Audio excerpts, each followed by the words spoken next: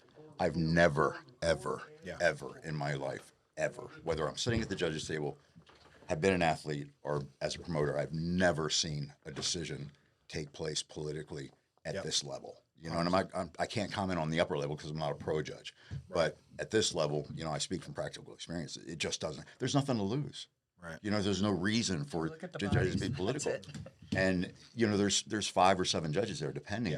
And the top is taken out and the bottom's taken out. You're left with the other 3, and there's your placing. You know, so if someone is biased, that's taken out. You know, if somebody's placed first and they don't belong in first, that's the high and the low is taken out. And you're left with the average. So it just doesn't happen, man. You know, it's not really important to me who wins as a judge, who wins a show, other than the person who deserves to win that show. Well, I think the promoter, it matters even less. You know, it really matters. You're not even the one judging. We just want everybody to be happy. Just putting it together. Yeah, we're just putting it together. So, you know, put the money up front. That's awesome. Well, a lot of times I don't even look at my own show. I don't even get to watch it. You know? Yeah, you're running like crazy. Now I've seen you guys. Trust me, I see you're mostly backstage, just walking around. But yeah, thank you guys so much for coming back. You know, we have some big things to talk about with Stacy and Holly here. You know, show went amazing. We did win the team award. Okay, we got the team award. We did win. Okay, and just for you guys, and it's not their decision. Okay, it's the judge's decision. So let's get that one clear. And I did bring it home. Straighten that out. Yeah, absolutely. That is correct. We have nothing to do with that. As promoters, we cannot dictate who wins anything, whether it's a placing, team award. We don't decide any of that. That's all the judges, you know. Yeah, super good. What they did. Yep. Well, welcome back. Thank you. Stacy and Holly. Appreciate you guys being here. This is the first episode of 2025. Let's go. Happy New Year, everybody. And we got a lot to talk about right now. A lot to talk about. So we got your show coming up. There's some changes. Well, not coming up now, but September. A lot of changes are happening. The show is September 5th and 6th. You'll notice that's 2 days. That's not 1 day. That's 2 day show. What did we talk about last time? I knew this was going to have to be a 2-day show. You know what I mean? knew it because it was big. We were like, dude, it's going to go on forever. Yep. Well, here's what happens. When you have a show, when you have like a pro show, or when you have an NPC show, the show can fit within 1 day. Correct. When you add a pro component, you can decide as a promoter how many classes or how many divisions you want to have in that show. Right. So, you know, we have 4 of the major divisions. We don't have all of them. We have classic, figure, men's physique, and bikini. So those are the 4 we chose to include in the show. We figured we could fit all that in 1 day because our choice is to either have a 2-day show where we don't really know how well that first year is going to do. Right. You know, so the first day may be, 3 hours long. Yeah, and it's just a waste. So we try and fit it all in Saturday, in the 1-day show. And it just, a lot of people. It was unbelievable. I mean, we had to squeeze, 20 pounds of what in a 2-pound bag. I mean, it just didn't work. But I was there and it wasn't bad. I've been to other shows. I promise you. Wasn't the worst for sure. It was not that We bad. did the best we could. Yeah. It started What time did we get out of there? Like 9:30, was it? Maybe even a little earlier. Something like that, yeah. It wasn't bad, dude. Like I said, I told you guys I went to Texas, and it was an amateur show, and preachers didn't even get over till 6:30. So could you imagine that? What about Daytona? Daytona was, oh my God, don't even wrong with Daytona was. Is it? Wasn't that still a 2-day show? That was like a 3. Yeah, it was a huge show, 2-day show, at least 2 days, maybe 3 days. Crazy. And it just lasted forever. Like I felt like me and Jacqueline were there. Prejudging did not get over her until 11:30 at night, and I had to go coach my son the next day in football. It was this football game, and I'm like, Jacqueline, I got to go back. I can't do this. And she did so good. Oh my God. Like long story short. And as I was seeing it, I'm like, all right, look, I'm staying here all night. Cause if they get top 5, I'm going to stay. And so they only allowed back top 5, but that's kind of unfortunate for the athletes. Cause the people who started stayed there till midnight. Right. So I'm glad you guys picked the 2-day show now. So how is that exactly going to work? It is a 2-day show. We're still working on the particulars. I mean, we're trying to make it so it's a format that everyone it's going to work for everyone. No one's going to feel slighted because they didn't get enough, stage time or whatever the case may be. So what we've nailed down so far is Friday is going to be the pro prejudging. Okay. We've got a lot of pro categories. We added 35, 40, 45, 50, 55, 60, and 70 for all the masters pros. And that's, again, classic physique, bikini, men's physique, and figure. So there's a lot of pros that will be judged on that Friday.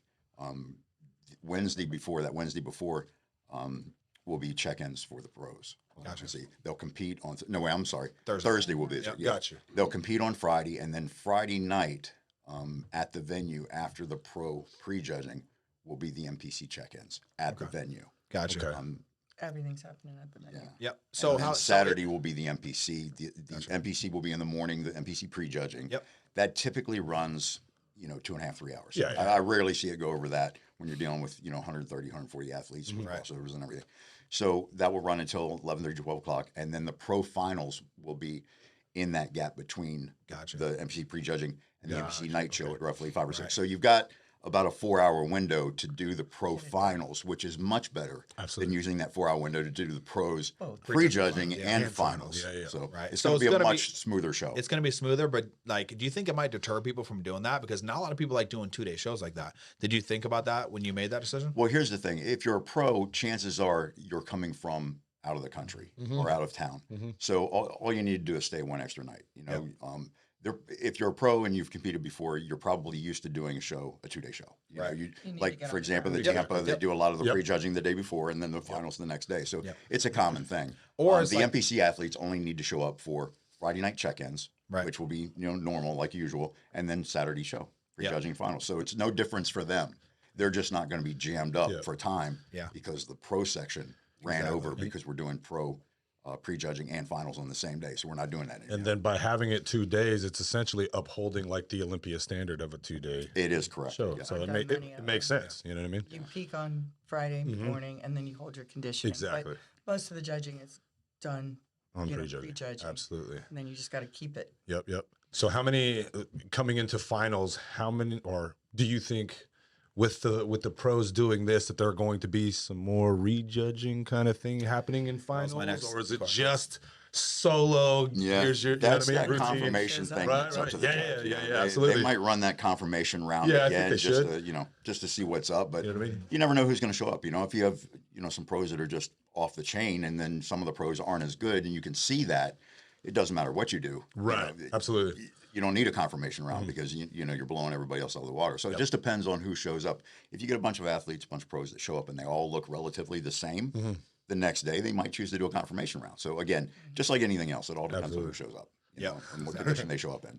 Wow. So, but it'll be a lot smoother show. The venue. Yep. That was going to be my next question. The venue is the Aura. It's a brand new venue off of Bee Ridge Road. It's on McIntosh Road. I think I've seen that place it is before. huge. Yeah. It's huge. Wait, it's Beard and Fruitville. Macintosh? It's off of Fruitville. Is it? I'm sorry. Fruitville, Fruitville, Mac. Dude, I McIntosh, live right yeah. there. That's Yeah, awesome. you're Let's right. go. I live So- right there. Perfect. Yeah, Parking I've is seen it. much better. You don't have to deal with the parking that you dealt with the Opera House. Easy Huge access. parking lot. Yeah, great access. Perfect. Lots of space. Tons of room for vendors, Yep. which is the difficulty we had at the Opera Yeah. House. We Correct. didn't have any vendor space at the Opera House at all. Yeah. Main Right. road. And how are you supposed to get sponsorships if you can't even give someone a Yeah, you little can't booth give space? That is correct. So And you pay for the venue if you don't have sponsors. And that's what's difficult as a promoter. We look for these nice venues, and these nice venues like the Opera House, it's $22 million renovation. It's beautiful, but it's not conducive to what we do. So we've been there 4 years. That's a We're good going to take it to start. the Aura. Absolutely. We enjoyed it. And we just outgrown it. That's Outgrew all. it. Yeah. There were some comments about the stage being too small to handle as many pros as we had. Right. So we That's have very to true. address that Absolutely. as well. So we'll have a stage that is basically the same size as the Tampa stage. Right. I think it's 44 by 24 feet, 24 feet deep by 44 feet Oh, wide. yeah. Is it already there, or do you have to bring it there and set We gotta up? bring it in. So it's like an expo stage. It's like is it carpet or is it hardwood? It is carpeted. Carpet nice. Yeah. Good. Just Google it. It's I'm gonna take a look. ORA. Venue is carpeted. And The stage will be smooth. Yeah, because they're gonna I bring in the think stage. That's what you're Yep. asking. Yeah, they're gonna bring in the stage. Basically, in order to walk from one side of the stage to the other, you got to get a little bit of cardio in. Yep. pretty much, yeah. Pretty much. Nice. Let me ask you something. So we have a lot of, I'm coaching a lot of girls now, right? And I have a huge women's physique following and women's bodybuilding. There's not many shows for them, or even wellness. What's the chances we're going to see some of that in the next maybe 2-3 years? Getting a physique, women's bodybuilding, or wellness? Here's the thing: the athletes have to show that they're willing to come. A lot of athletes will complain that their division is getting smaller and smaller and smaller. Right. It's because they're not showing up. Exactly. Right. They have to show up, and as promoters, we respond to that. Yeah. But no matter how you look at it, promotion is a business. Yes. So we have to look at things from a business perspective. Holly and I have been in the industry for so long. Both retired pros, both have judged for years and years. Promoted. I've promoted since the early '90s, and met Holly, and she's been promoting with me. But we have to look at things from a point of view where we don't want to lose any money. We don't have to make a ton of money. Right. Yeah. But the idea is not to lose any money. Exactly. So when you add categories and divisions, you have to purchase trophies for those divisions, and you have to Prize money. account Prize for money. a full class of athletes showing up. Like- If you run women's bodybuilding class A, and B, we have to account for those 10 placings Yes. in our budget. And if athletes don't show up year after year after year, then we just knock that division out. And that allows us to put that money somewhere else for the athletes that do show up. So if you want a division to be in a show because you're having difficulty finding one, you have to show up. You have to start showing up. You know, the athletes have to participate in that. And in doing so, we will definitely provide them a stage. But they got to show up. You know? So Yeah, so essentially they basically, you know, if a group of, let's just say, women's physique athletes got together and was like, hey, I'm considering doing this show, we need people to show up. If I get a group of you women to commit to this and we push that to the promoters, exactly right. boom, right? I will But add so- that division. You betcha I will. So not only are you guys paying for like the trophies and all of that kind of jazz, but if you're adding a division, isn't that division alone, just having it on your card, you have to pay for it, It's a right? sanction. Exactly, Yes. right? So yeah. If it's pros, we have to pay for that sanction for that particular division. For Right. the NPC, we don't, but for the pros, and we masters do. too. To get Yeah, every and master. every And single one. masters, we have to pay for that as well. Right. You know, So this brings me back to quite the as St. Louis Pro when I was with him. So they did a women's, I want to say it was women's physique, right? I remember that. There was like 3 of them that showed up. The promoter literally grabbed the mic and was like, what the hell is up with you women's physique athletes? Like, we put on this show for years. I think I've been doing it for a few years. And this is the last year we're going to do this because you guys you're not coming. let me tell you So what that's happens probably- there. yeah. Let me tell you that situation. So when you have an open pro division like women's bodybuilding, is it just arbitrary? You did say women's bodybuilding, Women's physique, but either okay, way. say women's Yeah. physique. So when we have to choose what we want for our show for that coming year, Right. and we choose that the year before, and we go to a sanction meeting, and we have our big to do and talk about and all that, but we have to pay a fee, and for a division, for a pro division, it's $3,500. So if we want to add women's physique, we have to pay $3,500 to the pro league to have that. Okay. Now, not only do we have to pay that $3,500, we've got to pay prize money that starts at, I think it's $3,000 for first place, $1,500 for second, Yeah. and $500 for third. So there's another $4,500 in addition to the $35,000 we just paid. So it's $8,000, and you got 3 people showing up. That's a losing proposition because they didn't pay anything, no entry fee. Exactly. Pros don't pay entry fees, so we just forked out $8,000 for no return.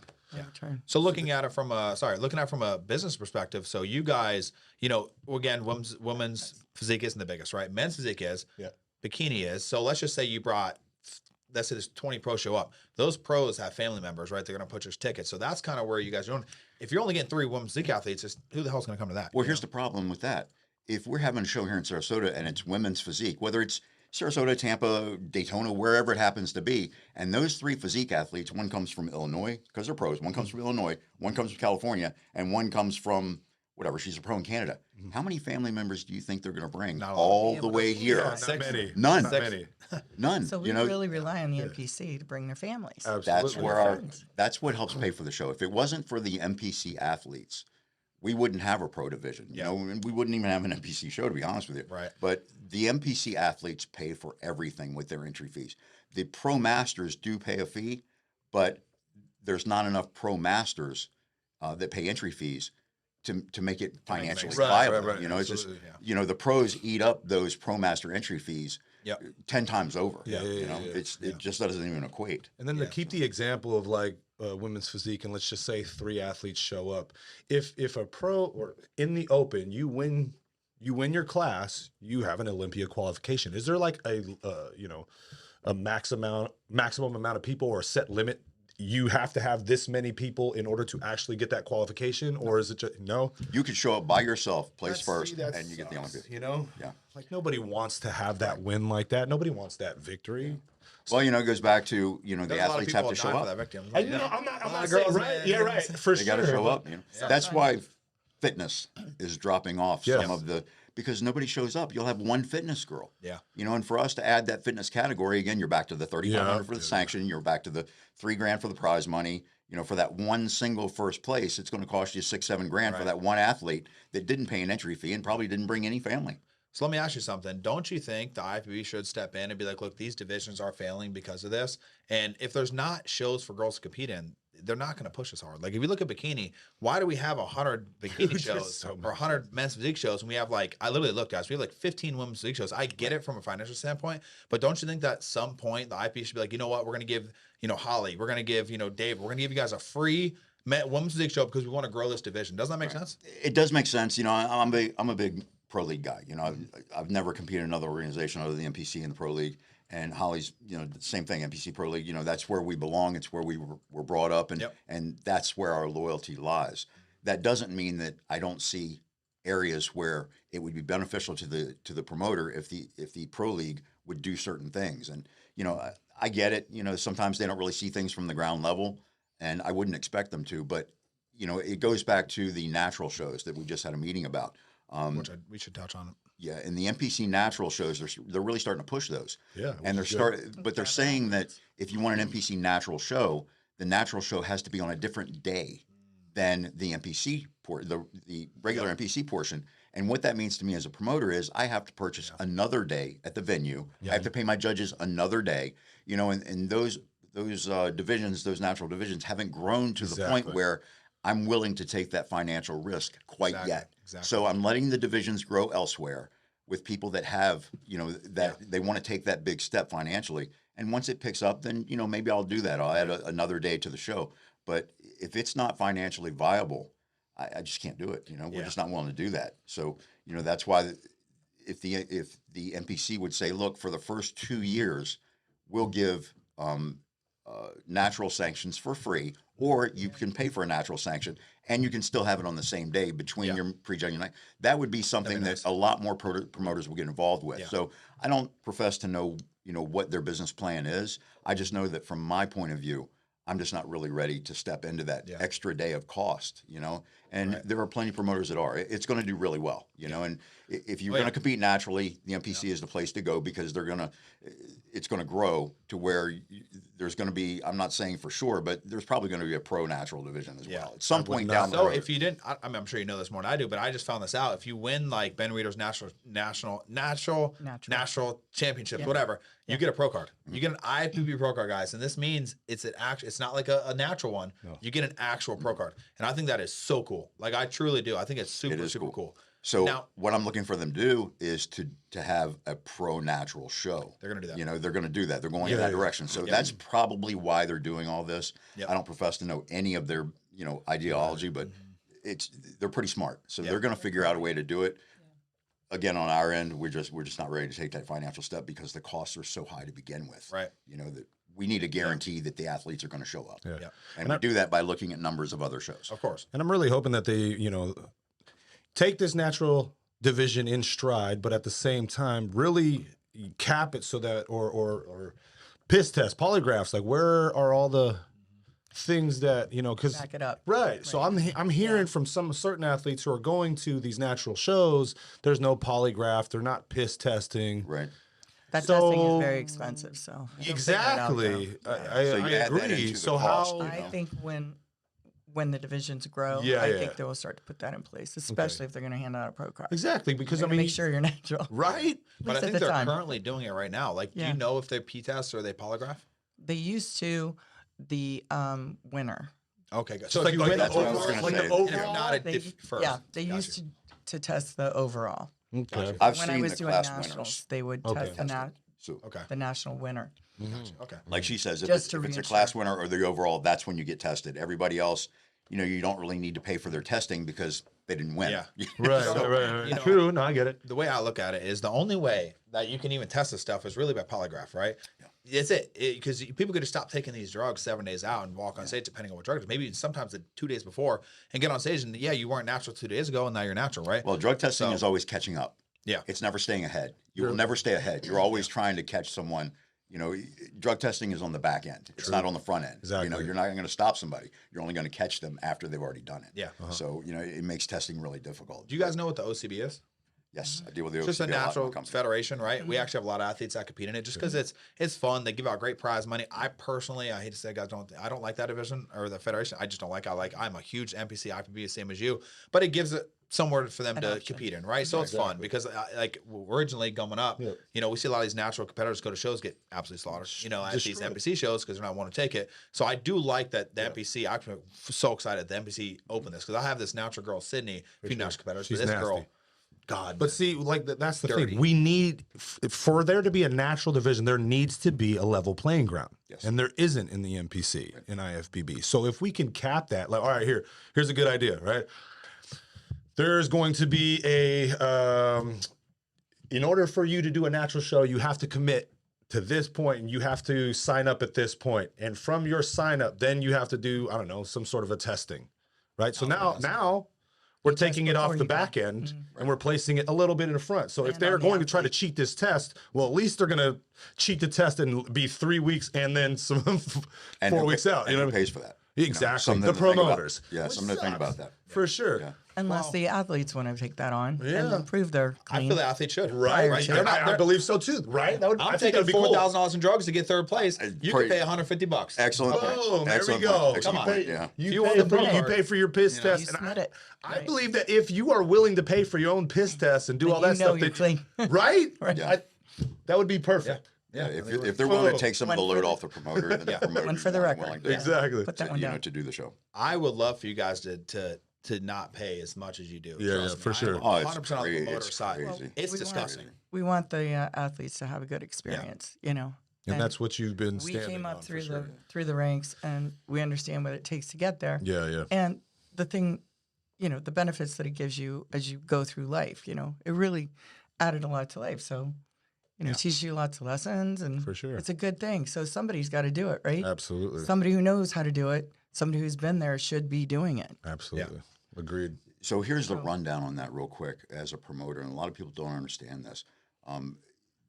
The promoter is kind of like the catch-all. You know, everything that happens, good and bad, Comes down to comes down on us. We are at the bottom of the funnel every single time. So a microscope. as a promoter, we pay sanction fees to the MPC. We pay sanction fees to the Pro League. Our 4 divisions in the Pro League, just the 4 that I mentioned, classic, men's physique, bikini, and figure, we pay almost $20,000 just to be able to say it's a Pro League show. We get nothing else. We get nothing material, nothing, just to say it's a Pro League show. Now that has value. It has value in that we get some insurance. You know, our show is now insured as a Pro League show, and we also get the prestige of being a Pro League show. But I'm just trying to relate the cost, just the initial cost of $20,000. So we have to find a way to make that 20 grand back. Right. So when you pay that 20,000, then you look at a venue cost, and that's one of the reasons why we're not at the Opera House anymore. The Opera House is 20 grand.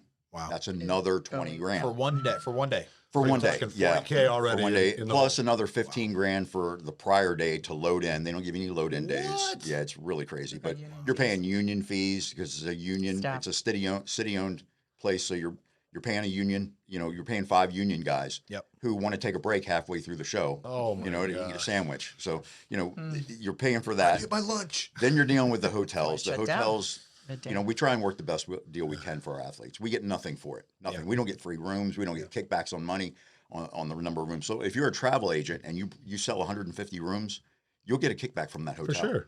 We get nothing. That's we crazy. We sell 150 nights, 200 nights. When you add it all together, right. we're selling a couple hundred nights. We get nothing for that. Wow. So all we're doing is making sure that the athletes have the best possible hotel at the best possible negotiated rate that we can do. And again, And the best that possible benefits us only in the way that distance. our athletes get a really nice place to stay. Yep. So then we look at prizes. We look at trophies. A big question lately over the last few years is why promoters give medals instead of trophies. Me owning a trophy company, I can do a little better than most. But when you look at trophies, say you have 40 or 50 classes, that would be men's bodybuilding at 5 classes, 5 weight classes, figure, ABCD. You know, you add all those classes together and you're looking at 40, 50, 60 classes sometimes. You have to buy trophies through 5th place for everyone. And you have to have those trophies on hand because you never know who's going to show up. 300 Exactly. trophies. Yeah. So if you don't sell 3, or if you don't give away 300 trophies and you don't get entry fees for 300 trophies, the money you spent on trophies is gone. Yeah, You know, yeah, so you got to save what you have for next year, and you're right back to guessing what you're going to have to spend next year. So what I'm getting at is a huge tens and tens of thousands of dollars. You know, we've got close to 100 grand in every show that we do. So adding all that together, that's why we have to rely so much on the NPC athletes. You know, we try and provide them the best possible experience we can because we have those costs. And we're not just trying to make those costs even out. Yeah. we're trying to make a couple dollars, and just for the effort, because we have lost wages. We don't work for the couple of weeks up to the show. So, so we have costs like everybody else, but we're not looking to make $1 million. We're just looking to make it worth our while financially, as well as, enjoying what we're doing. Yeah. So it's just really difficult, you know? So those are the things that the promoter is responsible for. A lot of things that, that maybe athletes don't understand is what the promoter is not responsible for. And in being an athlete since the early 90s, being a judge since 1992, promoting dozens of shows over the years, just in dealing with the sport so much, I hear what athletes say on a regular basis for the past almost 4 decades. Yeah. And that is when you'll get an athlete that will say, well, I don't like the way I was judged, or I didn't get the placing that I thought I should have. I'll never do this show again.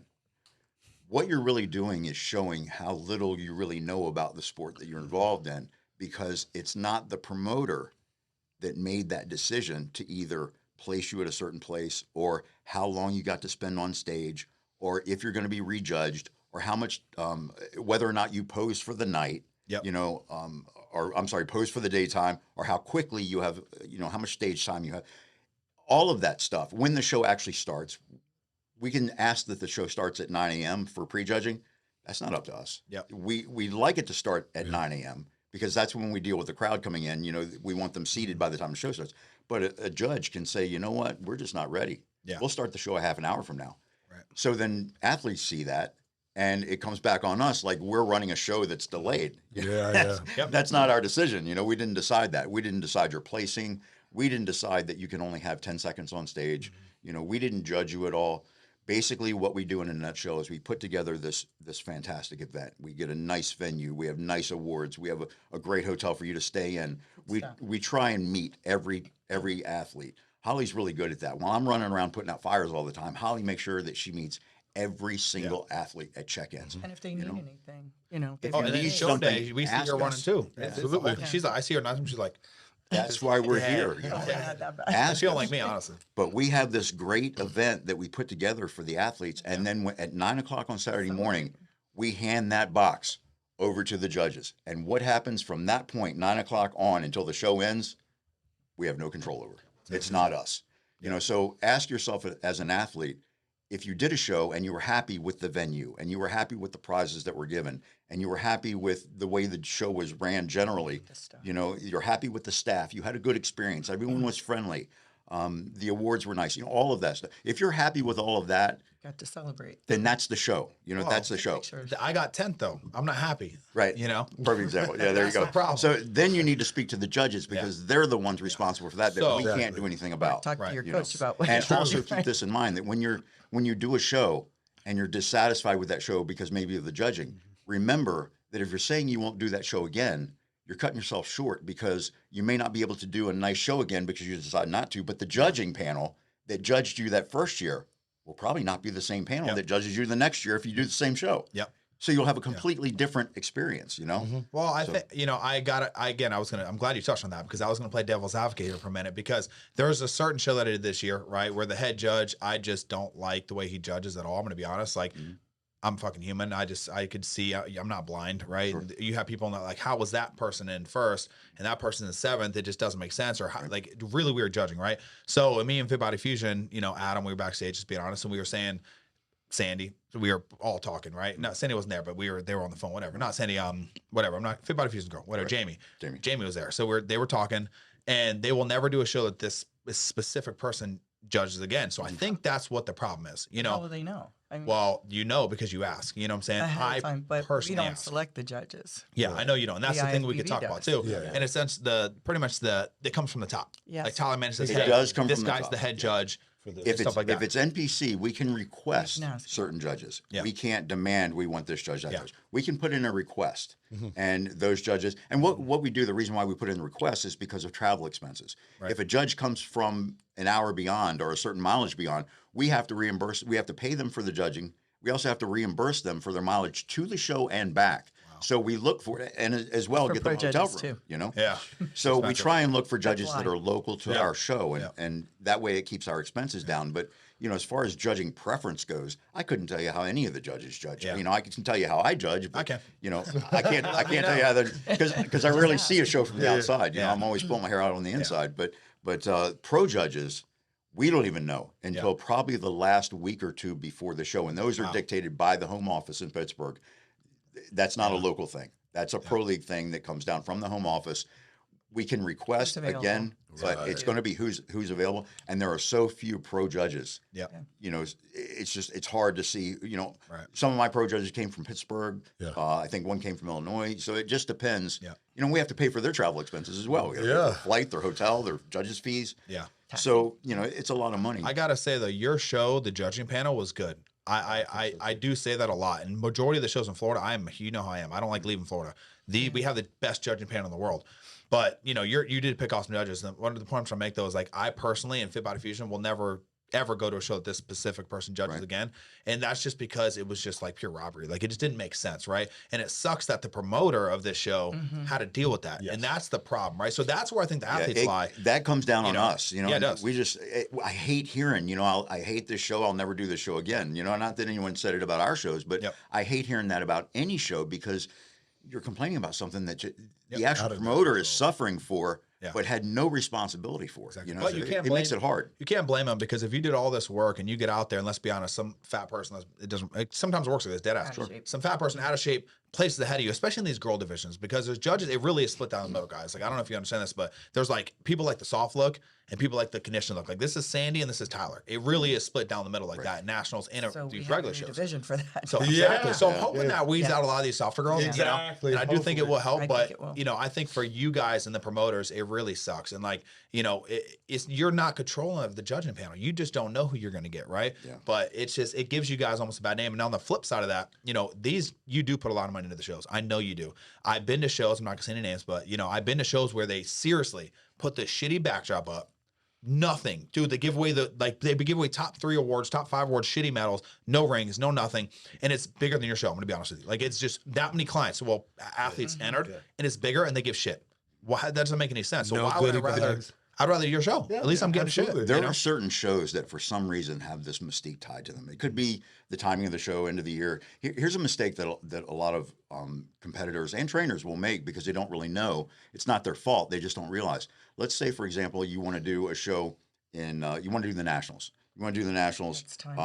You want to do the Nationals, say, the end of this year. So you qualify in September at, let's say, the Tournament of Champions, our show. You qualify, and then you don't place well at the Nationals.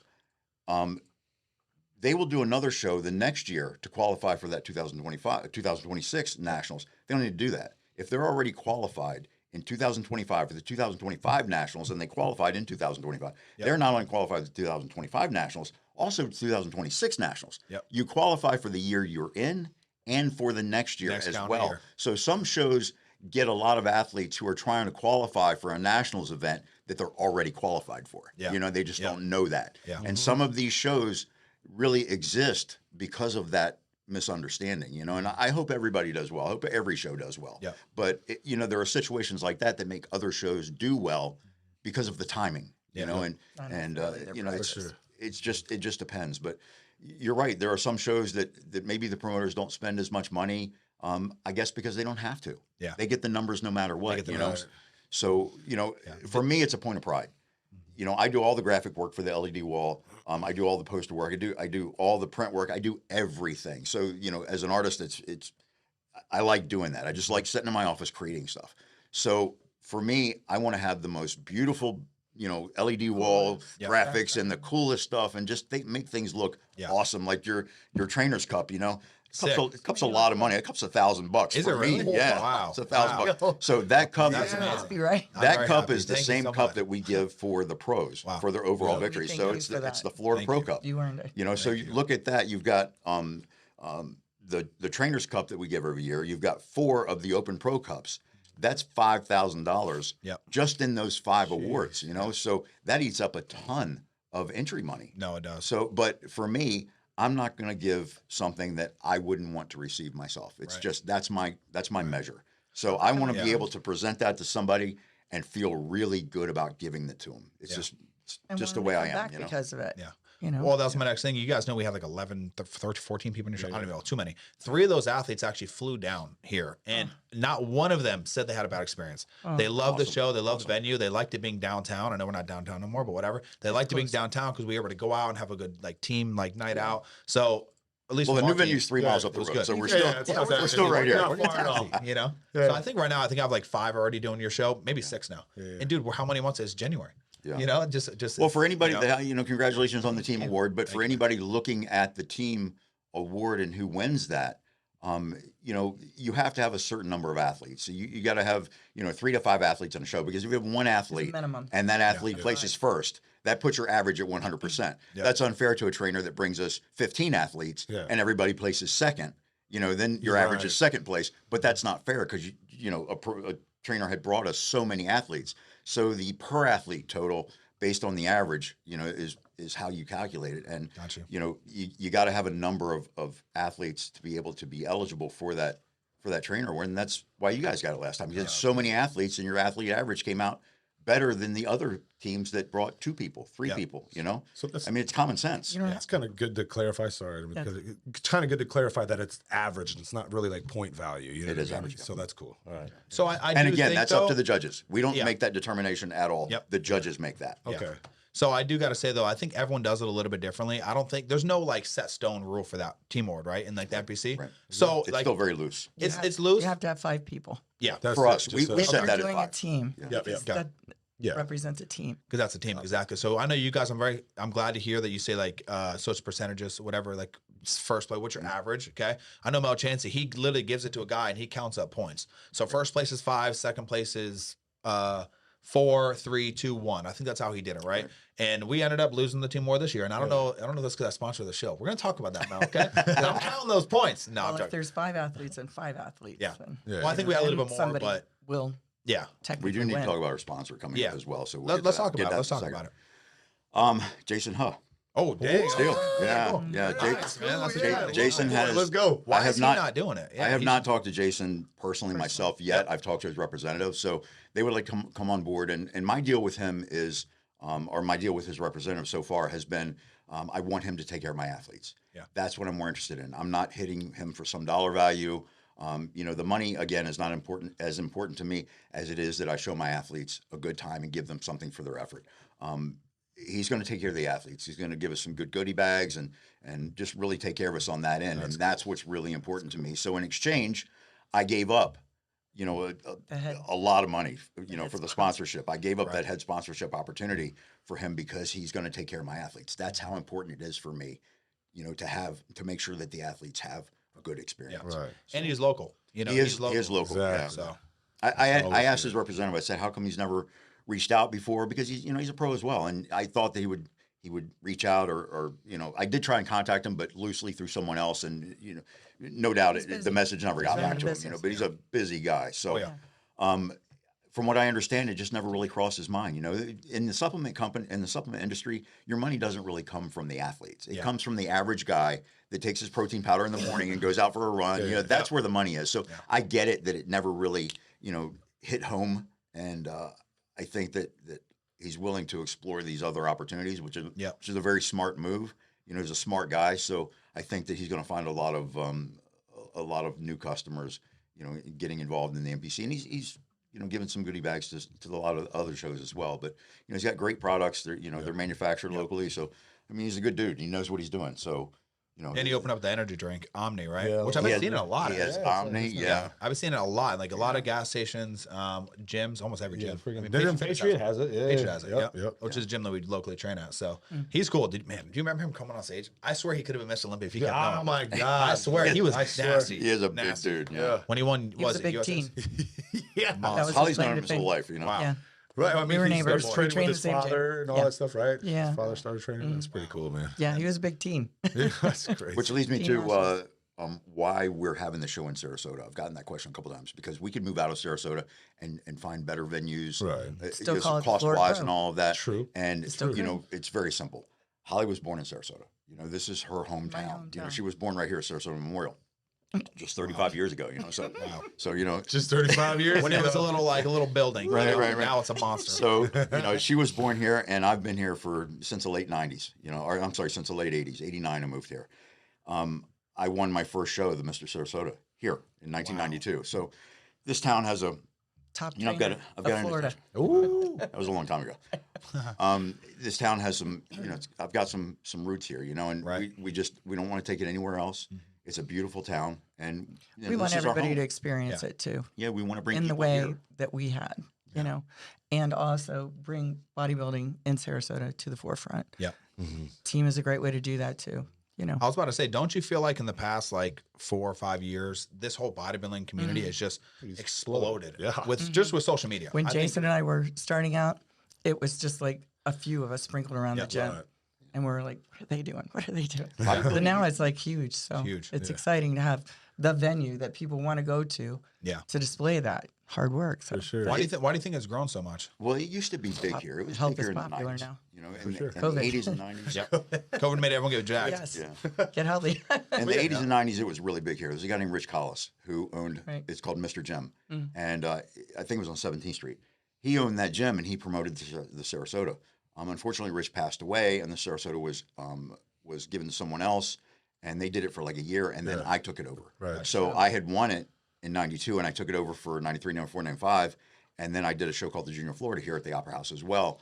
And, I just got to the point I was an assistant to the district chairman here in Florida, and I was judging every single weekend, head judging shows over and over and over and over and over. And long story short, I just got burnt out. Mm-hmm. I wanted my weekends back. Yeah. So I stepped away from bodybuilding, but it was really big at that time, beginning 90s to the mid 90s, really big. It was on ESPN. It was everywhere. Mostly men, though. Mostly men. Mostly men. And then it disappeared. Then I took a step away for a decade. Yeah. And when I came back, the sport was, it's like it was some new thing, it just, the girls took over. Yeah. I mean, it was some weird sport that I just had no connection with. But in coming back, I've seen it go from that weird sport that I looked at to just this explosion of whatever. Yeah. And I attribute that to social media. Yeah. It's just that simple. Well, it used to be sort of a cult type thing, a little bit freakish, and then it's become more attainable. So, so I was going to ask you guys, I'm looking back in 1994, you didn't really have much technology. I mean, especially not how it was today. How are you guys even able to advertise to get people? That's what I want to talk about. Perfect. How? Perfect to explain. There was a magazine called Florida Muscle News, and it was like a newsprint magazine. It was a, whatever the size is, roughly 8x10 magazine.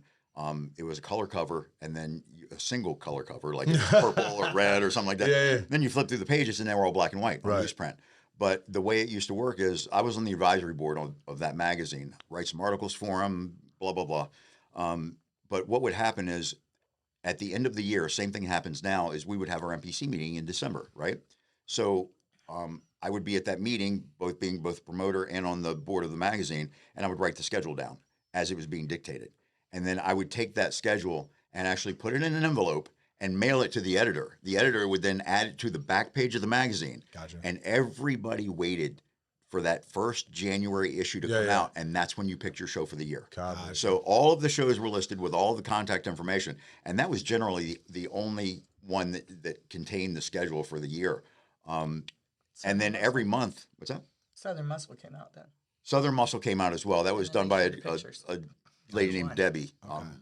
She brought that out. But how many athletes would you guys get at those shows? Well, remember, this is men's and women's bodybuilding. Yeah, only. That was it. Yeah, only. Promoting back then, we did only men's and women's bodybuilding and made a ton of money. Wow. But the venues were $1,500. Yeah. Not 20 grand. Yeah. But we would have men's bodybuilding, we would have 60, 70 athletes. Wow. Cool. That's only men's bodybuilding. Wow. We don't get that now. That's really cool. And it's not so much a number of shows, but we would have 45 to 50 shows per year in Florida. Mm-hmm. Now we've got roughly 40, 38, something like that. So we had even more shows back then. And people were in shape. People were in shape. They were hard, Totally different story, So that's I can go on forever about the old days, but how different was the conditioning then versus it is now? Oh, it's not even close. Not even close. Not even close. I mean, I don't want to get into, I knew this person, that person, whatever, but people like Chris Cormier, really good friends of mine. Paul DeMeo, very good friend of mine. We grew up together. Their level of conditioning was, I can't even describe it. They talk about Dorian Yates being grainy, having that grainy sandpaper look. Everybody was like that. Yeah. Everybody. If you showed up less than that grainy look, you might as well just walk off stage and go home. You were not getting placed well at all. I mean, everybody was in stupid shape. Yeah. And why do you think that is? What do you think they're doing differently then versus now? It's just a lot of people, a lot of new divisions. When you get attainable, when you get such a high number of athletes, across the board, you're getting 160, 170 athletes with so many divisions. Your numbers are going to dictate that, half of those are not going to show up in shape. The other half are, it's just a numbers game. 50-50. Lack of good trainers, I've seen some trainers that really know what they're doing. Your people always show up in shape. I've seen trainers that they don't know what they're doing. They have no idea. They're taking the athlete's money, and I'm not trying to badmouth any trainer, but it's the reality. It's what I see, and I'm that guy. I'm that guy that'll call it out when I see it. Yep. And they just don't know what they're doing. I think it's because they don't have a perspective of what it's supposed to be. Exactly. They think they're hard, but they're not even close to being hard. Exactly. Because they have no perception of what hard is. They may not be ready to reach out and get that guidance. For sure, so they don't have a coach, or they don't have a leader.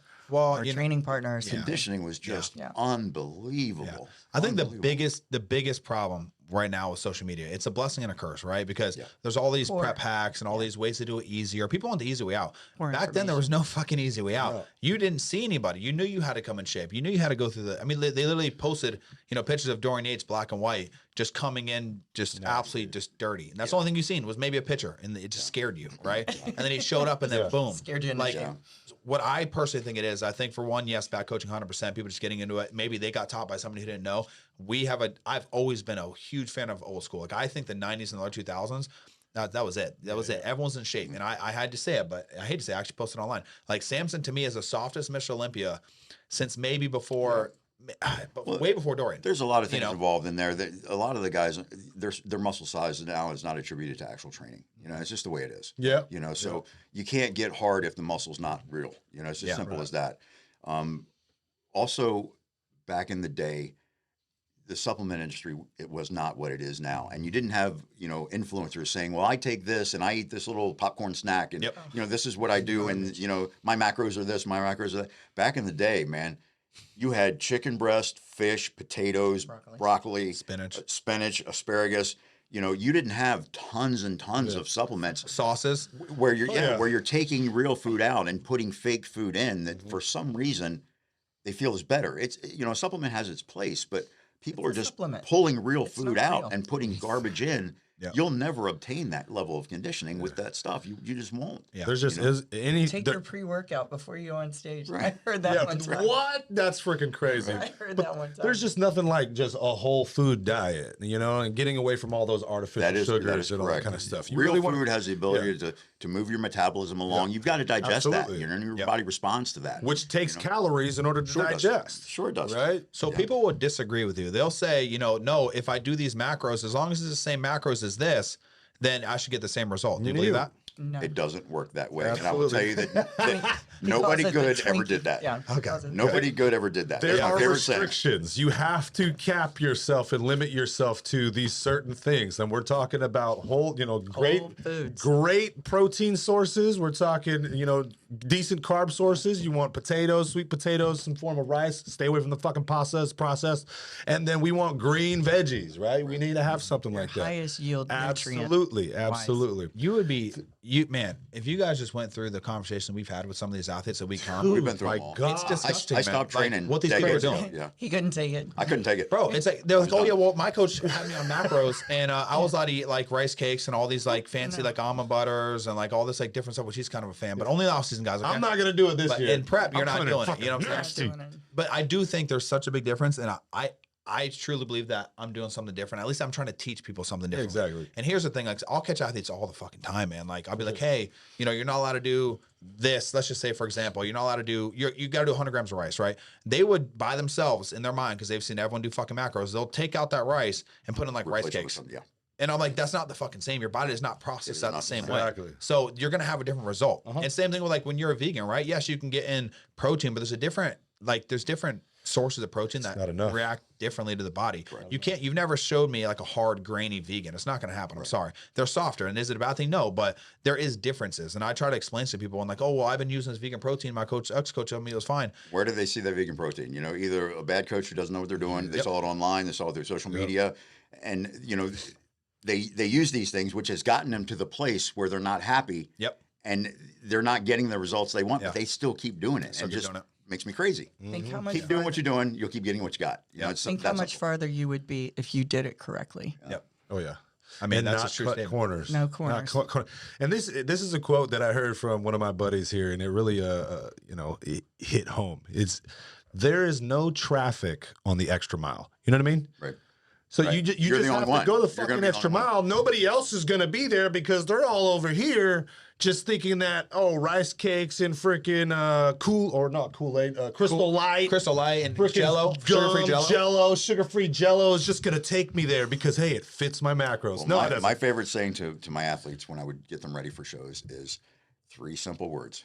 You have to suffer. Yes. You must suffer. You have to suffer. You must have to. suffer. Yeah. Are you sure you have to suffer? Because other coaches say you don't. Suffer. If you're not suffering, and this was my headspace every time I competed, my headspace was, if I don't do what I'm supposed to do, that dude that I'm going to be standing next to, he's doing it. Yes. So I would personify that imaginary person and pretend like he is the guy that's like 8 times Mr. Olympia. He's doing what he's supposed to be doing.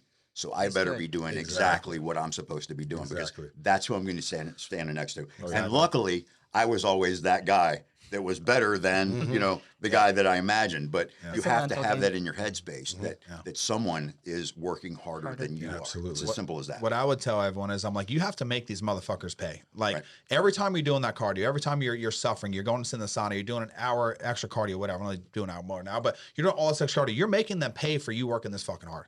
Like that's what you're doing, right? And do not cut corners. And you. It's really just the old school approach, to be honest with you. Kamal, like you know strategy. Kamal, right? You know Kamal, we had him on the podcast. Bro, he's same as you. Same exact thing, right? Hardcore dieting, hardcore training. He says his cheat meals, he puts bread in his mouth and spits it out. Spits it out. I've done it 100 times. And spits it out. That's Done it 100 times. in the off season, guys. In the off season. He doesn't fucking cheat. Just to get that taste, but you got to make sure you don't swallow any of that saliva. You got to spit it out before it goes down. You know, I've been there 1,000 times. You know. So how do you beat someone that has that mentality? You don't. And not this. It's all going to come down to this. Person. And this, as a judge, this perspective is something that athletes really have a hard time wrapping their mind around because they all want to believe that they're this great athlete. And they probably are great athletes. But when it comes to bodybuilding, if you take, whether it's bodybuilding, you know, figure fitness, women's physique, doesn't matter. If you get two people that work equally as hard and diet equally as hard and do everything equal, what is the great determining factor? Genetics. That is the ghost in the machine, no matter what. You can get 2 guys that are hard as nails that look like they're wearing sandpaper, and one guy may have a torso that's really long with really short squatty legs, even though they're huge, and you get another guy that is perfectly symmetrical.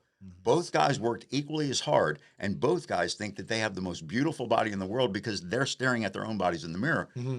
Not next to each other. They're not standing next to each other in the bathroom. You put those 2 guys together, and the guy with the more beautiful physique with the better genetics wins.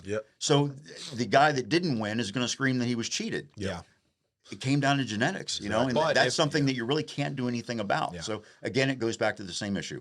It all depends on who shows up. It's your sport. You got to do the work. Hard work. You chose it. Hard work overall. Genetics is a big determining factor as an Now, if that guy that had the perfect torso, if he wasn't as hard as the guy that had the long torso, he would have lost. Exactly. You know? So absolutely. There is a caveat there. Well, that's why you see Nick Walker. I'm not lying. That's why you saw Nick Walker won the Arnold Classic, right? Because he just came in peeled to the bone, like diced, socked out of the box. He was peeled to the bone, and that's why he won, right? I don't think Samson should have won this year. I think Hottie should have been Hottie. I'm just saying again. I'm gonna say it is what record, it is, but it is what it is. You know, I hate that they're even setting that standard for like softness. It's unacceptable, honestly. Because if you reward Samson, you give him I'm sorry, he was like 30% off, maybe 20%, right? I'm being a little modest, right? 20%. Hottie was on conditioning. Just on a conditioning aspect alone, he should have won. So I hate that they're going down the way, and I'm really hoping that Samson pulls like a Ronnie Coleman 98 and just fucking diets his ass off and stop eating pizza and comes out proves and us wrong. Like, prove me wrong, bro. Like, seriously, prove me wrong. Like, because I think Samson has the probably the greatest genetics that we've seen in years, right? Probably the most muscle. I mean, he's missing some glutes, he's missing some hamstrings, whatever, but a lot of muscle. Yeah. Imagine that man peeled like Ronnie. Well, you know, you go back to, I mean, Ronnie looked phenomenal, but you go back even further to somebody like Dorian. Okay. And again, he's wearing a sandpaper suit, you know, and I haven't seen anybody show up in that shape since Dorian. Yeah. You know, absolutely. It's just that simple, it's not you know? possible. You know, nobody puts in that kind of conditioning. And granted, you know, his shape was largely attributed to diuretics, you know, getting his water right, you know, and getting that grainy look. And I get that. But no one has put in that kind of work the way he puts in, you know, to look like that. Again, back in the day, there was no social media. Right. Dorian Yates would go in the dungeon and just lock himself in there, right? And then he would come out and like, and all these stories just start about what he's doing over the years. He's getting blood pressure transfusions, coming out crazy. So I want to bring it back to that time to where you guys were saying, you know, the whole magazine era and the community here. You're saying that it was like sprinkled onesie twosies here around. What was the emotional climate between the athletes? Was there a multitude of coaches in the area like there are now? Probably not, right? No, there was just certain. You'd have athletes, to travel either Orlando, Tampa. Exactly. Yeah, you'd have to go. But were you throwing shade at any of the athletes here? Or did you guys kind of like come together and build a community? You get what I'm saying? And like you said that you knew Jason when he was younger. Did you like befriend? Hey, how you doing? And there weren't that many people competing, but if I knew another trainer that was doing a national show, we were training together. Right. So the reason why I'm alluding because there wasn't that many of us. I'm alluding to the fact that, you know, the bodybuilding community here in Sarasota has grown a lot. We just said it. It exploded, right? Social media is pretty huge here. But there are a number of teams, a number of coaches here in this area. Do you think it's weird that some athletes and some coaches might just bump heads? Wouldn't you think that in this type of community, we should all come together? We're all here trying to achieve the same thing. There's probably some level of competition there. Absolutely, you know, which is good. Healthy. Yeah. But why is it this guy or this team versus this team, and it's like almost a gang? You know what I mean? I don't know. Like, this is my turf. This is that doesn't seem right. No, it doesn't, right? Hatch it out on the stage. You know, exactly. You got a problem. Because they don't all have to be friends. You know? No, absolutely. We don't. Mutual respect for the work that you put in. It's like the first few times you go to a show, you think everybody's going to be like backstabbing, and they're not. No, everybody has worked as hard, and they're usually the same kind of people. Yeah, which you don't really realize. Right, we have a lot more in common than. I had a posing athlete who did a competition, and he was just like, he was scared to go to this competition because, like you're saying, he thought in his head that everybody was against each other. It's not a pageant. He's like, I don't want to, you know. And then when he showed up, the level of support and love that he received, like, he's like, I can't wait to compete again. Yeah. You know what I mean? Well, that's the environment we're trying to create with our shows. You know, we want everybody to feel like it's a big family back there. And that sounds like such a cliche, but it's the truth, because no matter what happens, if you're an athlete and I'm an athlete and we're backstage, we're competing against each other, the end result is not decided by us per se. It's decided by a judge. So we're both going on the same journey to impress a judge. So let's go on that journey together. Exactly. I can tell you this, that when I was living in Bradenton and my early years of competing, you know, you didn't really see a lot of people in other gyms because just people weren't that connected. But in the gyms that I trained in, a lot of athletes in those gyms trained as well for the shows. And there was a lot of rivalry in the gyms, but it was all friendly rivalry. It was all, there was camaraderie. You were outdoing everybody else. You were doing one more squat rep, or, you know, you were getting that guy to spot you because you wanted to do one more rep at the same weight that he just did. You know, that type of thing. And it was really fun and really healthy. But you know, I can't say that it's like that anymore. You're like, what's your nutrition? Oh, you cut carbs already? Oh, well, I'm cutting carbs already. I'm not eating carbs anymore. You know what I mean? Like, that brought it together. The reason why I was bringing this up is because, you know, there are some teams we get a lot of scrutiny. You're a big team. We get a lot of scrutiny. That's good. But again, like I was trying to tell all of our team, is that you're not doing anything right if you don't have any haters. Yeah, I was just going to say, if somebody dislikes you, you're drawing their attention for some reason. It's just that simple. If you weren't something to be concerned about, you wouldn't be talked about. Yeah. As simple as that. I mean, we definitely live rent free in people's heads. Like I got to be honest with you, and it's so frustrating, guys. And I mean, I've been doing this. I've only been doing this like 3.5 years, like professionally. Let's be honest, like somewhere where I took this full time. And in the beginning, you know, when I first started the business and I started coaching people, man, you would think it'd be like a. So what I did, to be honest with you guys, let me be honest. I knew there's 4 coaches in town. I put us in a group chat. I'm like, hey, look, you know, I'm going to put us all together. If anyone has any questions, it'd be cool to like, you know, to just bounce questions. Like, hey, we were all kind of getting started, right? Yeah, let's just talk, right? Whatever. So long, so short. One person started talking shit. They all started shit. Whatever. Now now these 2 hate me, right? Whatever it is. And I've done such a good job of like just blacking that stuff out. But in the beginning, early, you know, stage of my business, it was my primary fuel. Like I am this successful because of them and because of all the crap that they talked about me. And it's sad that it had to get that way because I tried. On them. I did pull the trump on them. Exactly. I did. Well, and everybody gets better as time goes on too. Exactly. You got to prove yourself. Yep. Mm-hmm. And I think in the beginning it was a lot of proving myself. And I think I'm so done proving myself now, but it's more for me. It's not more for them. I just have more that I personally want to prove. And now the coaches he understands now. Like it's like in the beginning, people are like, Matt, why are you always in this fucking drama on Instagram? Like, why are you always blowing up? I guess. And now everyone's starting to understand. Like, it wasn't me. Like what he's referring to is I made that universe post, right? Long story short, there was somebody on a different team in town posted like a big thing saying that I'm a shit coach. All my athletes are soft as hell. They all look like shit. And I'm just like, we are shocked because we've always been really tight with this specific person, right? On this podcast, I've said the specific name individually. And just high regard, right? And then another person started jumping in, and we're just like, why are we getting this much hate? And I think you guys are right. It's because, you know, haters are, you know, they make you who you are, in my opinion. Well, honestly, I mean, I don't know who this other trainer is, but from my perspective, I mean, I've lived a long time. You know, I'm not young, and I've gotten to the point where I understand that if somebody breathes fire like that, why would I want to surround myself with someone like exactly. that? You know, I don't need that kind of negative energy around me. Cut it off. I go to a trainer. If I were going to go to a trainer, I'd want something positive to come out of it. I don't need someone, you know, talking hate all the time about somebody else. I just don't need that negative energy. So that type of behavior is not really conducive to building a big clientele. So I do got to say that it wasn't, unfortunately, the coach is cool. I'm really cool with this coach. So thank God, the last one standing. I'm only cool with this coach. And I felt bad for him because it was just his athletes that were just acting like this. And what he was trying to get back to is like, we're trying to make this, guys, where we're all like this, man. That's all I want, We don't need to be talking shit about each other. Nothing but love. Especially on Instagram. Like the audacity. I said this, I don't know if you saw my stories, but I said, if a single client of mine ever did some shit that this person did, I would drop him as a client. Gone, done. I don't have time for that shit. There's no negativity to anybody in town. Like it just doesn't need to be that. We get enough negativity in general in bodybuilding. We don't need it locally, right? Like I would never, God, I couldn't imagine like going on like Holly's page and being like, your athletes are like shit and all your coaches, and then sending all my people. It's just, what the fuck? What are these people to that doing? point, that negativity you're talking about, I'm gonna go off topic here for a quick second.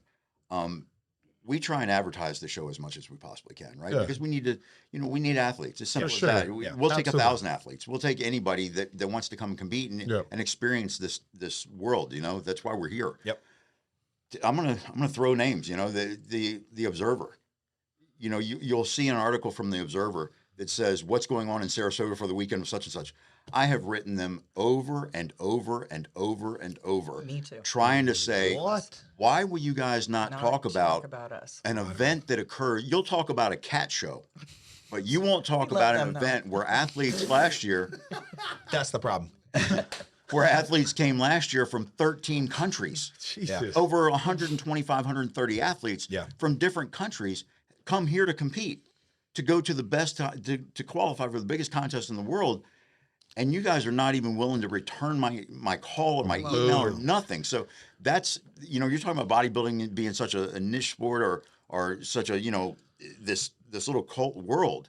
We can't get anybody to help us at all. Even some important venues treat us like that. That's so ridiculous. It's getting on many levels. Why do you think they do that? Is it because they're scared? Because there are PEDs involved, and they think there's stigma attached. Yeah. That's there's a stigma attached to bodybuilding. You immediately think steroids. You guys are changing. Absolutely. You just immediately start. It's just a matter of time. Stuff. Clip it. Okay. What we're gonna do. All right, we're gonna clip this little clip right here. Right, we're gonna freaking tag the Observer, and we're gonna get the Florida Pro on the Observer. Like, we're gonna it's just crazy, you know. And let's freaking Sarasota. Let's go, y'all. Email them. Support. We're all Sarasota here. We're local here. We're Support your local. Come on, yo. Jesus. It's Community of it fitness, raises the status just of the bodybuilders. town as well. You know, if you have the sculling event, you know, where athletes come from all over the country, you know, I guess all over the world, whatever. But it's one of the biggest, you know, events in that industry in the world. You know, we have Olympia qualifiers. We have, you know, it's the Florida Pro. It's the major show in the state. And you won't even say, you know, one of the best things to do this weekend is the Florida Pro happening at this venue. You know, 3 lines. You can't do that. That just, you know, it's just dismissed. So it's really it makes it really difficult for us to push the show. You know, and off to another point real quick is we get a lot of questions about why we don't have men's bodybuilding. There's been a lot of questions about why we don't do open men's bodybuilding for the pro show. For us to get, as I said before, like say men's physique, it's $3,500 for that sanction. Okay. For a men's bodybuilding division in the pros, it's $13,500. Jeez. So you know, will that just come for the back, sanction? Just for the sanction.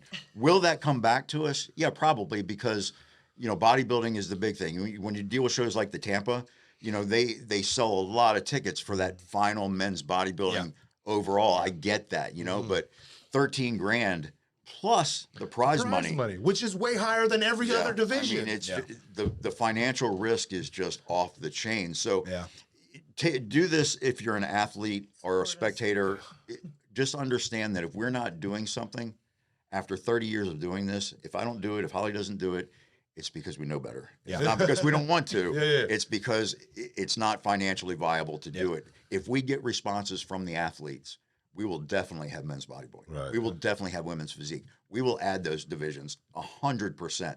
But you know, we just can't provide this opportunity for them if they're not going to show up, and they got to show up. And if they show up, you know, we'll make it worth their while. Definitely. What happens if girls are like, hey, we want to sponsor you to put on a open women's physique show? Would you do that then? We can't do that as being promoters. We have a non-compete. So unless it's an NPC or IFBB sanctioned event, we as promoters are kind of beholden is the wrong word, but we're beholden to the IFBB and NPC.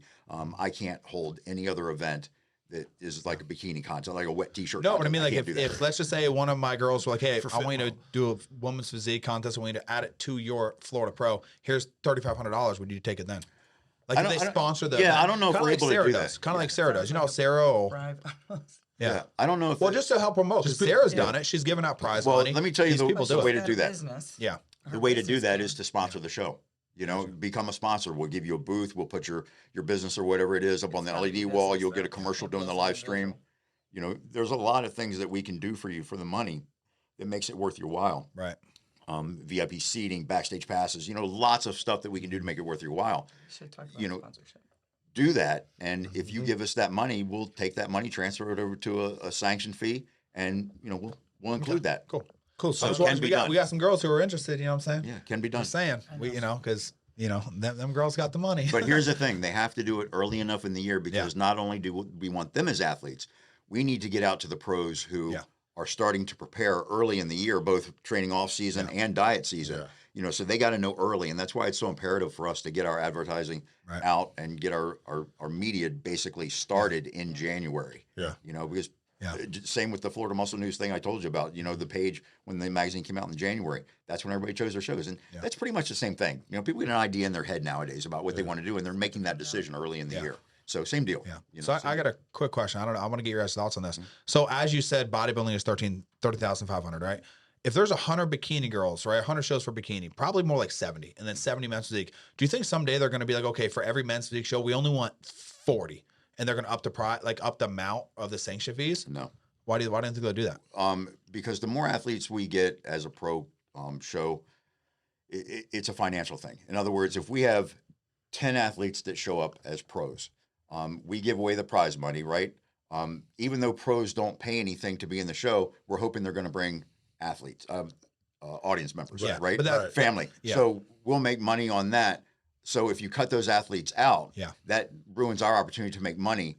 And eventually what will happen is the promoters will stop doing that pro division because it's just not financially viable. So, those few people are not enough to make it financially viable. So let's just not even talk about finances for a second. Let's talk about specific bodybuilding community, like what you want, right? You're passionate about bodybuilding. I know you are passionate about the Olympia. Nobody's passionate about seeing 70 fucking bikini girls. Like, I'm sorry. Like, I want to see the best of the best. They have to put a limit on it. And the problem is they're going to keep putting out shows because they want to make money. And when I watched the Olympia, like I was, if we're going to do that, fine. But maybe there needs to be some kind of like playoff system. You know what I'm saying? Like, if you're going to do the Olympia, instead of making it to the main stage, you're not at the fucking Olympia. You qualify for this other contest that the top 10 there could qualify for the Olympia, because every year it gets longer. Every year it gets more boring. Every year it's like, so that's what I'm trying to say. So fuck the money. I'll tell you this. From a bodybuilding fan, what do you want? like 30? I'll tell you this. something. It used to be 30. You know? Yeah, Dude, it used to be like right? 16. It It was was 30 like, for me. yeah. The NPC and the Pro League, in my 30 years of being involved, has never stopped evolving.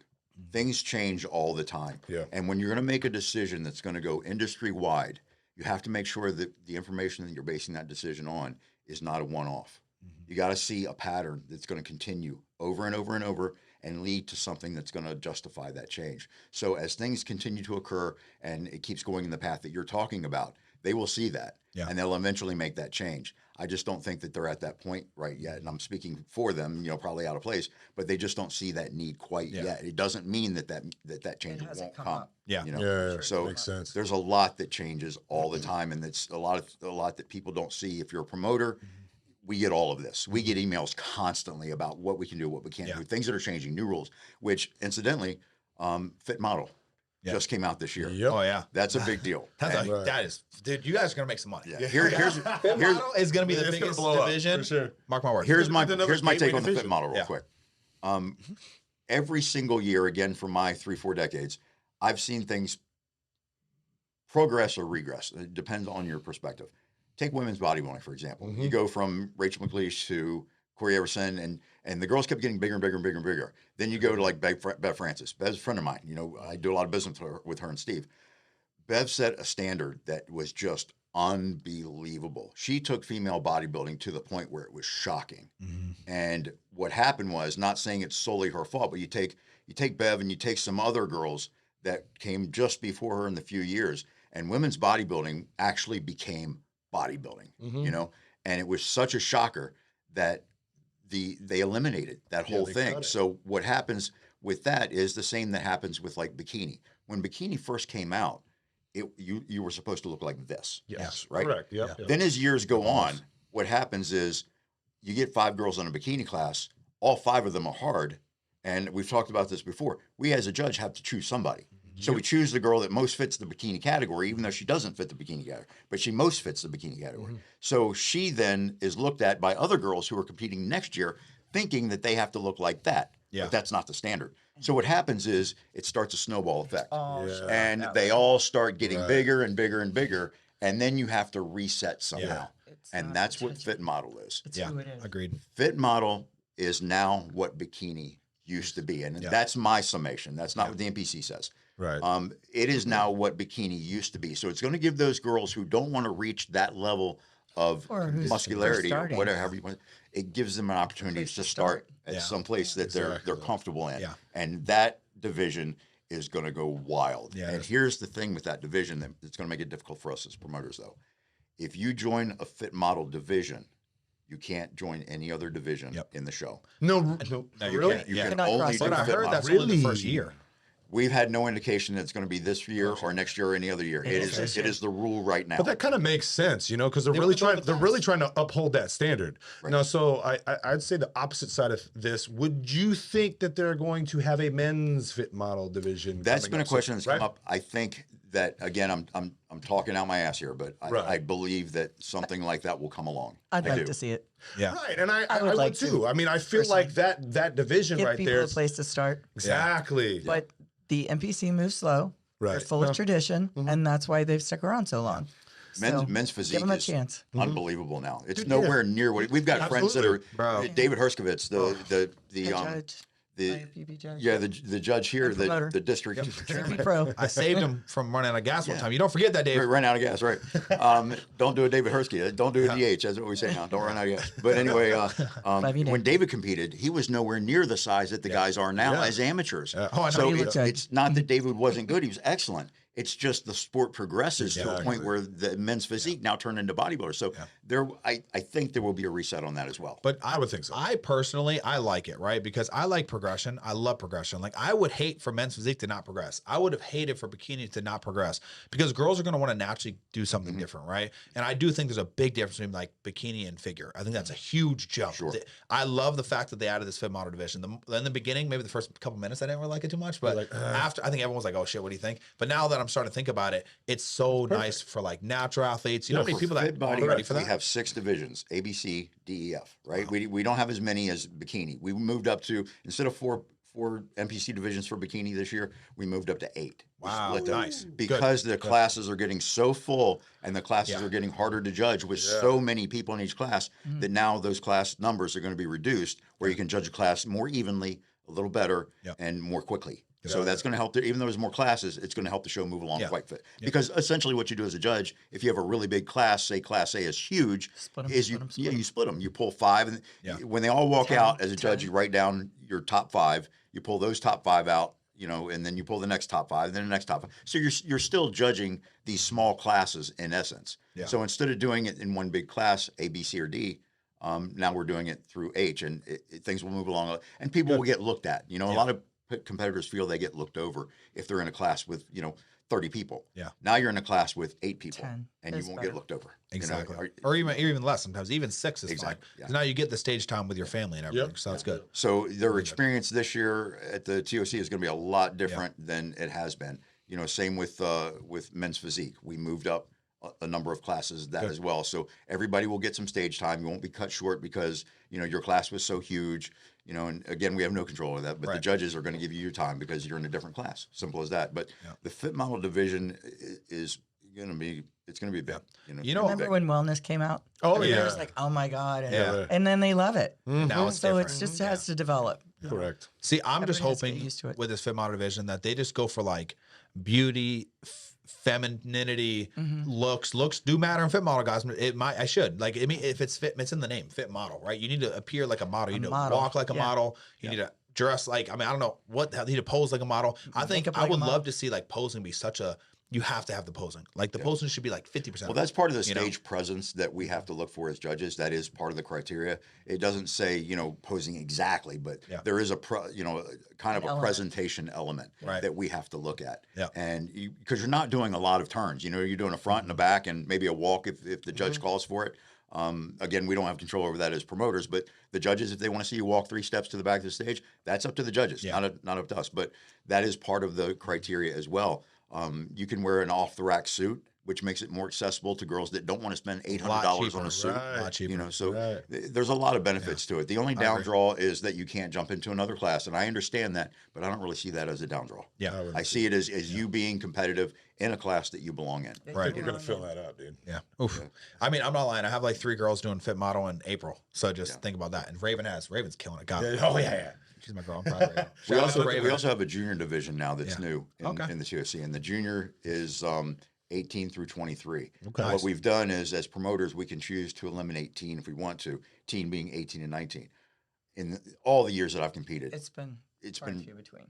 Yeah, it's been like 1 or 2, like 3. Yeah, I mean, I can remember teens back in the 90s. Teens in a show. Well, I don't have any teens now. Yeah. My whole career. So when you're adding 18 to 23, you're giving the newcomers a good chance to get in and compete with people who are roughly their same age, their same experience, that type of thing. Yeah. So, now, is that going to go for everything? Is that going to go for bikini, everything? You're doing it for everybody. We threw it in everything. So that will give everybody a chance to enter into the sport in that young age, who maybe doesn't have enough experience or doesn't have the same amount of experience as someone else who's been in the gym for 10 years. Gotcha. So how's that going to run? That's going to run in the in terms of schedule of events. Exactly. But is it going to be like it's going to be juniors first, then true novice, masters, open? Exactly. Right? Yep. Okay. Yeah, so it only takes the place of where teen was. That's it. All right. So, gotcha. Then the open is separate. Yeah. Gotcha. So I know we talked about a new venue. Is that venue co-located with the hotel? The hotel is the Westin. Okay. And I'll talk real quickly about Art Ovation. Art Ovation is a really nice hotel, but they do nothing for us. Mm-hmm. Nothing. In the 4 years that I've had the TOC there, this past year, the Florida Pro, they haven't so much as bought us a drink. We have sold hundreds and hundreds of rooms not a for them. dinner. We bring people in from all over the world. They haven't even bought us a drink, you know. And I know Felicia, who ran the catering there. She has now moved over to the Westin, and I'm dealing with her now. She has apologized to me 1,000 times because her hands were tied and couldn't do anything because of the policies of the hotel. It doesn't make sense. They really Not building feel a that- relationship. They Like, come really on. feel that you know that they are We're here like to a serve sidebar us. to You them. know, and I've told them 1,000 times, you are not the only hotel in town. And they'll say, Yeah, well, yeah, exactly. we're the nicest hotel though. Okay. Okay, that's fine. So the Westin's pretty nice. So I go to the Westin, Yeah, you know. yeah. So she's working with us. You know, what do I get out of the Westin? Yeah. I get a better rate for my athletes. It's $10 less, which is like $179. The room block, however, is only 75 rooms. So if I've got athletes coming in from all over the world, they need to get a room quick. So you only have 75 rooms for that whole 75 rooms in the whole hotel. Once that blocks out, you have a secondary We hotel are that you're working on a second considering. hotel Working now. on it. Yeah, we're working on it right now. And again, I could choose a hotel right now, but it's not going to be a hotel that I want my athletes staying in. Yeah, You know, exactly. I'm going to get them a Something really nice. good rate, but I want it to be a nice hotel, and I want it Yeah. to be in close proximity to the Aura, to the venue. Right. But Art Ovation, you know, I don't mean to talk bad about anybody, but you know, again, if I'm a travel agent and I sell 400, 500 rooms, you know, over a 2 year period, Here's a cruise. Here's this. they're going to get a lot. They Give have you a done. free week. They haven't you even. think? They haven't It's even because, thanked you know, me. You need to be better at business. Okay, we need to go in there. We need to be like, this is what we're going to give you, and this is what I want. You know? Right. Did you do that? Oh, yeah. I've tried everything. I've tried. pretty tough. I've said, listen, you guys are not the only hotel in town. What are you going to give me to come here? Yeah. And it's the same story every time. You know, well, we feel our hotel is a special place to stay. We're one of 40 Marriott properties. gonna fill up anyways. It's a premier property in Okay. the country. So, you know, that's just our rate. It's just the way it is. You're kind of in the way. Okay. No, isn't that messed up when you go in there? You're like, hey, listen, I've actually had that happen to me on a smaller scale.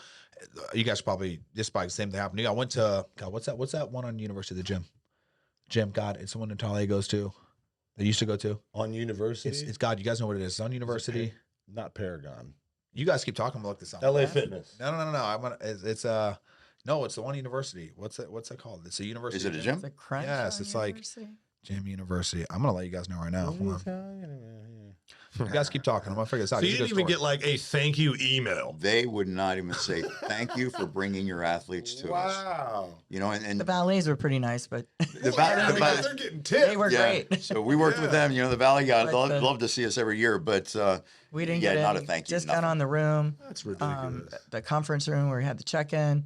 It was like pulling Here's teeth what to get happened with that that thing pro bigger. Here's what happened with that pro show. Go Last year, we were going to have right after pro check-ins at the hotel. We were going to do pro check-in or a pro meeting right after check-ins. We needed a room for about 15 minutes just to have, you know, thank you guys for coming. Does anybody have any questions? You know, that type of thing. So we could address the pros personally, right? Yep. They Which wanted we to charge do us every time we go. $500 Excuse to me. use a room for 15 minutes. And what it did was, you know, I'm not going to pay $500 for 15 minutes. Yeah. You know, that's realistically $2,000 an hour. I'm not going to pay that. Yeah. So I wound up not having a pro meeting, which affected my show. So, you know, Yeah. you get the athletes saying, well, there wasn't even a pro meeting. And, you know, there's a reason why there wasn't a pro meeting. Yeah. You know, I'm not going to pay that $500 for 15 minutes. Yeah. But from my perspective, if I brought you all this business, can't you just give me 15 minutes in a room? Exactly. You know, I don't Yeah, even what do you need chairs. I just need Absolutely. my athletes to just stand. It'll be a couple Yeah. of minutes. They wouldn't do it. You guys need water in there too? wouldn't do it. You know what I mean? Like, come on, something. But that's what we deal That's with as crazy. promoters. You know, it is not all, you know, rainbows and ponies. Right. It's just not. We tried to make it work. It was very convenient. Yeah. It was lovely while it worked, but It's it probably- stopped it's working. probably the So owners. it's time to break up. there we go. Aura is Move the on to new- something is better. the- Is the new one right there. So you go to the Really Aura. It beautiful. has a beautiful aura. You know? It's beautiful. I mean, look it up on Exactly. Google. It's gorgeous. A lot of room for vendors. What's the backstage like? Curious. The backstage, It will be there'll be Behind rooms. it. There are Okay. rooms off to the side, and there's a private hallway where, you know, however we choose to dictate the rooms based on the schedule. But maybe the pro men will have one room, the pro women will have another. You know, but there are rooms off to the side. Then you walk down a hallway and you walk backstage. But the backstage area will be that typical, The holding. you know, the holding area. Right, You know, right. just like you have it like the Tampa or something like that. We don't really have the pretty same open. backstage that's good. access like Yeah. we had at the Opera House. Yeah. yeah. But there pretty will be an area back there. Awesome. Yeah. You That's know. good. But But, the front of the stage and the entry area is phenomenal for spaces, for Unbelievable. Yeah. for vendors, for wandering around, for kind of loitering between the shows, places to hang Yeah. out. But we need And the less sponsors. than It's that a simple. couple you know? minutes from downtown Right. So really quick, hit us with the sponsors. What are you looking for? Most of the money for sponsorships for a promoter do not come from the main sponsorship. You know, that price can range anywhere from $5,000 to $20,000. It just depends, you know, on how big the show is. For us not having men's bodybuilding, that is like the king of all sanctions to have, you know, and that's what brings the big supplement companies is the men's bodybuilding. We have classic physique, which will, in my estimation, and again, I'm just talking for myself, will become bigger than men's bodybuilding. I don't doubt it. I don't doubt it. That's my idea so for sure. We're in early on that. But as far as where the money comes from and what we want as promoters is we want the booth space sold. And for the booth space, we haven't set the exact price yet because we're still waiting on some pricing from other things. But you get a booth for 2 days for either $500 or $600. Yeah. You know, and that's pretty cheap when most booth spaces for shows, for NPC shows, are $500 for a single day. Yeah. You know, so you get a lot. Plus, we have things like on the LED wall, we have a vendor shout out, and that vendor shout out is our 30-foot LED wall with the vendor logo and a QR code. Where if an athlete or spectator is sitting in the audience and it pops up, they can scan the QR code that's on the screen and jump right to their website. So there's stuff that you get back. There's a multitude of other things as well, you know, backstage passes and VIP seating and lots of stuff like that. But you're getting your $500 worth plus your sales. So I know you maybe had 10 before, right? Because it wasn't room for it. No, we didn't have How 10. many can we get now? We had 2. Yeah. Okay. You always get the Joe cookies was guy. probably one of them. You get the cookies guy. Gotta be the cookies guy. Right. Gotta have the cookies guy, you know? Cookie guy. So, But I mean, how many can we get? Sorry, go ahead. How many can we get now? 30. Okay. Oh yeah. Oh yeah. We're But in you Local gotta have the- businesses, we want to support. And I can bring you guys 2 people, not lying. 2 people, 100%. Good. Yep. for sure. Oh yeah, freaking Keishla, probably. Keishla, 100%. Most definitely. And then my boy Levi. Boom. Yeah, absolutely. Yeah. Perfect. So that's two. I'll bring you guys two for sure. There are things that we have as promoters that really don't cost us any money. They cost us time. Like for example, you know, again, I create all the artwork. So for you to email me your logo, I can put that logo everywhere. I can give you a lot of exposure that, you know, usually you're going to pay out, you know, you're going to pay out a lot of money for because it costs, you know, companies or promoters, they have to pay their graphics guy to create that. So, you know, it's going to cost you a little bit of money to do that. For me, I do it all myself. So, it's, you know, I can give those things. I can give a lot more than most. Right. You know, He's a for your one-man show. booth does space. it all. You know? So Well, we are very excited. Go ahead. One more question in pertaining to the competition and the stage itself. So, I would say that the Opera House has arguably some of the best lighting out of all the stages that we actually see across the country or across the state. How is the lighting going to be over at this one? I have a business model where I hate renting things. I hate it. Yeah. That's why we own the LED wall. You know, it's $200,000 plus. Right. We own that. That way we can do with it what we want. Exactly. You know, we can throw anything up on it we want. We can keep it for as long as we want. We're not beholden to anybody. Yep. As far as the lighting goes, if we rented the lighting, then we would be beholden to how long we rent it for, when it comes in set up, you know, all of that stuff. And I am just not that guy to deal with anybody telling me, you know, we need our lighting taken down. Blah, blah, Yeah. You know, Yeah. I'm going to buy it all. So I buy it. I buy it once, and it's done. I can adjust it any way I want. She's like, hold up, yo. Like, wait a minute, babe, it's Let me 50 check grand. the budget. She is the money person, so yeah. This is where I spend all the money, and then you know she beats me over the head. But you know, for me, it's investment, I guess. it's a one-time It's an expense. investment, babe. So you know, so we can adjust the put it lighting somewhere. any way that we want. You know, what Time typically to catch happens up to is Bitcoin. Yeah. the lighting is set by the head judge most of Yeah. the time. Okay. So we'll make the adjustments. The judges will say we need the lighting adjusted this way or that way. Yep. And again, that's not up to us as the promoter. The judges require how the lighting Obvious. is set. So Yeah. you know we'll do the best we can. But again, I'm buying everything, so you know it's done. You know, so that takes care of you know that question. The sound system we own. You know, I already own all that. Again, the video wall we own. Yep. You know, so there's just a lot of leeway we have Yeah. to be able to do stuff like that. I got a quick question for you. So when you go and you bring your music to the DJ guy, is it not allowed to have curse words in it, or They're 'cause supposed they'll mute you out, right? the role is no profanity. Yeah. Yeah, because there's family members in the audience. You know, they don't want, you know, somebody's little brother or whatever that's 8 years old to be listening to a bunch of, you know, To listen to whatever, you know, ass, something too Yeah. explicit. wet You know? ass, female genitalia. Right. So You know what that else is the is general rule. No, they did it in the election, the Kamala rant or Kamala rally, right? And she so lost, I didn't can't she? get it. And She what do lost. you mean I can't get it at the opera house? She lost. So But yeah, there's a rule. It's supposed to be no Yeah, profanity. okay. Cool. So, Okay. and I'll touch on one more thing real quick while we're talking about the venue. Another reason why we're getting away from the Opera House, and another thing that we get blamed for as promoters, is an example of we have things we have no control over. The night show at the Opera House this past season, September, was supposed to let people in at 7:00. Yep. Well, I'm standing backstage, putting out fires everywhere.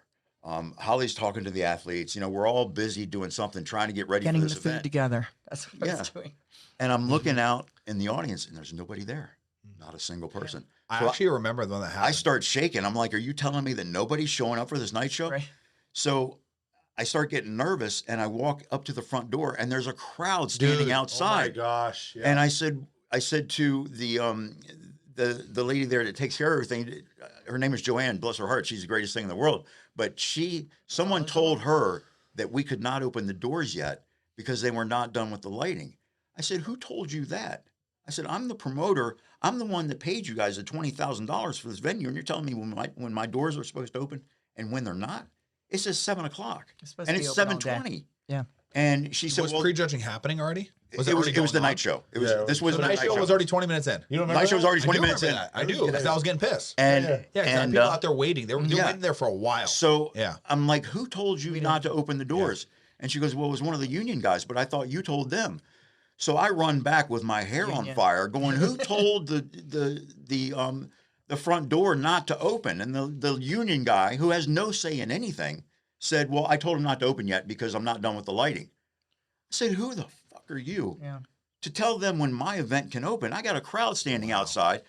That all came down on me. What Complaints. The Oh, yeah. crowd was Oh, I know. complaining. People were telling me, Yeah. you shouldn't have us wait outside. Because That wasn't my doing. was you the know? show going on for 20 minutes? It wasn't the actual show going on. It was Okay. the doors Okay. open at 7. So that they can come sit down. 7:30 is the show day. Yeah. Right. Gotcha. Yeah. So it was 7:20. There's nobody out in the audience when the show started at 8:00. I'm sorry, it was 5:20 to 6:00. Yeah.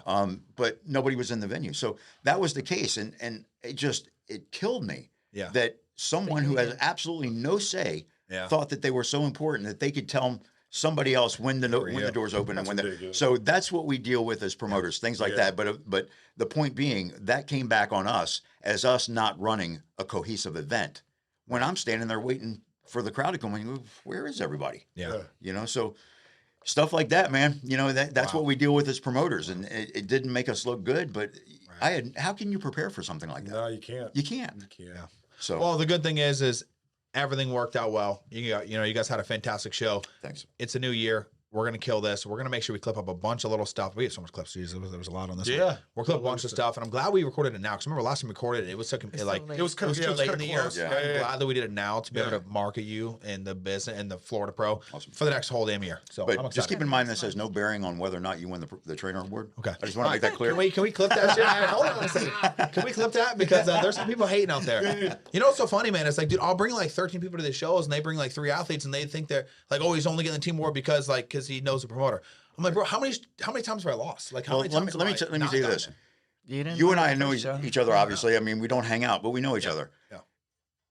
I cannot go to the head judge, and say, listen, this guy brought this many people. I want him to win the track. I can't do that. Yeah. You don't know until after I the can't show. do that, number one. Number two, in my 4 decades of judging, I've never seen another promoter come up to my table and say that to anybody on my judging panel. It's never happened. Yeah.